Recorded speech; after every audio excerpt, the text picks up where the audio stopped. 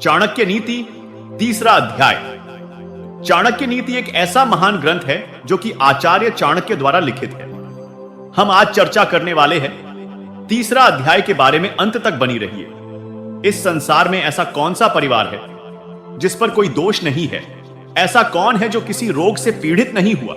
ऐसा कौन है जो दुखों से मुक्त है? हमेशा सुखी कौन रहता है? इंसान के कुल की कीर्ति उसके आचरण से होती है। देश की कीर्ति इंसान की बोलचाल से होती है।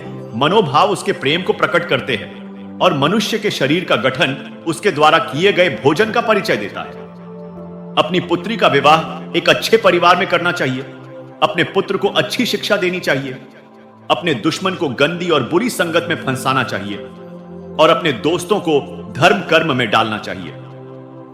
अगर एक दुष्ट प्रवृत्ति के व्यक्ति और सर्प में तुलना की जाए तो सर्प ही बेहतर होता है, क्योंकि एक सर्प तो आपको तभी काटेगा जब उसकी जान को खतरा हो, लेकिन एक दुष्ट प्रवृत्ति का व्यक्ति आपको कदम कदम पर हानि पहुंचाने की कोशिश करता है।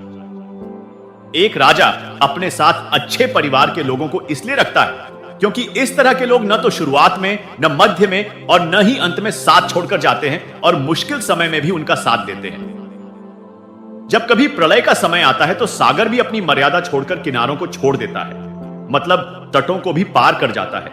लेकिन सज्जन और भले लोग प्रलय जैसी आपत्ति और विपत्ति आने पर भी अपनी मर्यादा नहीं छोड़ते हैं। मूर्ख लोगों के साथ दोस्ती नहीं रखनी चाहिए, उनको छोड़ देना ही सही होता है, क्योंकि वो दो पैरों वाले जानवर की तरह होते हैं जो अपनी चुभने वाली बातों से उसी तरह हृदय को दर्द देते हैं जिस तरह से एक न दिखाई देने वाला कांटा पांव में चुभकर दर्द देता रहता है। बहुत ही सुंदर युवा अवस्था से संपन्न और बड़े परिवार में पैदा होने पर भी विद्याहीन व्यक्ति ऐसे फूल के समान होते हैं जो सुंदर तो होते हैं लेकिन खुशबू रहित होते हैं। एक कोयल की सुंदरता उसकी वाणी में होती है। एक औरत की सुंदरता उसके अपने परिवार के प्रति समर्पण में होती है। एक कुरूप व्यक्ति की सुंदरता उसके ज्ञान में होती है और एक साधु की सुंदरता उसकी क्षमाशीलता में होती है। अपने परिवार की रक्षा करने के लिए अगर एक सदस्य को छोड़ना पड़े तो छोड़ देना चाहिए। अपने गांव की रक्षा करने के लिए जरूरत पड़े तो अपने परिवार को त्याग देना चाहिए। देश की रक्षा करने के लिए अपने गांव को छोड़ देना चाहिए और खुद की आत्मा की रक्षा करने के लिए इस पृथ्वी का त्याग कर देना चाहिए। मेहनत करने वाले लोग कभी गरीब नहीं हो सकते। हर वक्त ईश्वर को याद करने वाले लोग कभी पाप नहीं करते। जो लोग मौन रहते हैं वे कभी झगड़े नहीं करते और जागरूक रहने वाले लोग निर्भय होते। अधिक सुंदर होने के कारण ही सीता का अपहरण हुआ। ज्यादा घमंड करने के कारण ही रावण का विनाश हुआ। अत्यधिक दान देने के कारण ही राजा बलि को बंधन में रहना पड़ा। इसलिए अति का त्याग कर देना चाहिए। समर्थ लोगों के लिए कोई भी काम मुश्किल नहीं होता है।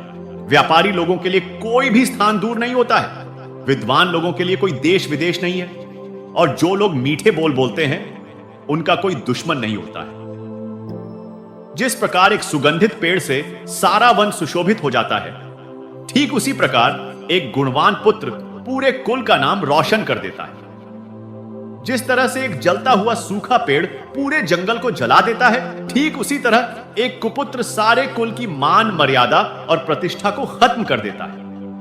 जैसे रात में चंद्रमा की रोशनी के कारण रात भी जगमगा जाती है, वैसे ही कुल में एक सुपुत्र होने पर पूरे कुल की मान मर्यादा और प्रतिष्ठा बढ़ जाती है और सारा परिवार खुशी से जगमगा उठता है।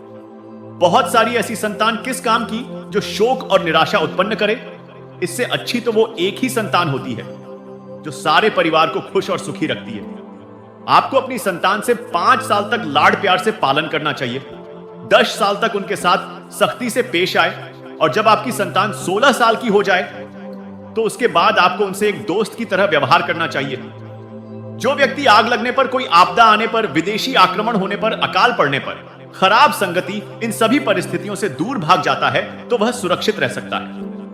जो लोग धर्म, अर्थ, काम और मोक्ष में से किसी एक की प्राप्ति की कोशिश नहीं करते हैं, वो लोग सिर्फ मरने के लिए ही बार बार जन्म लेते हैं। मतलब ऐसे लोगों का इस धरती पर जन्म लेना बिल्कुल व्यर्थ है।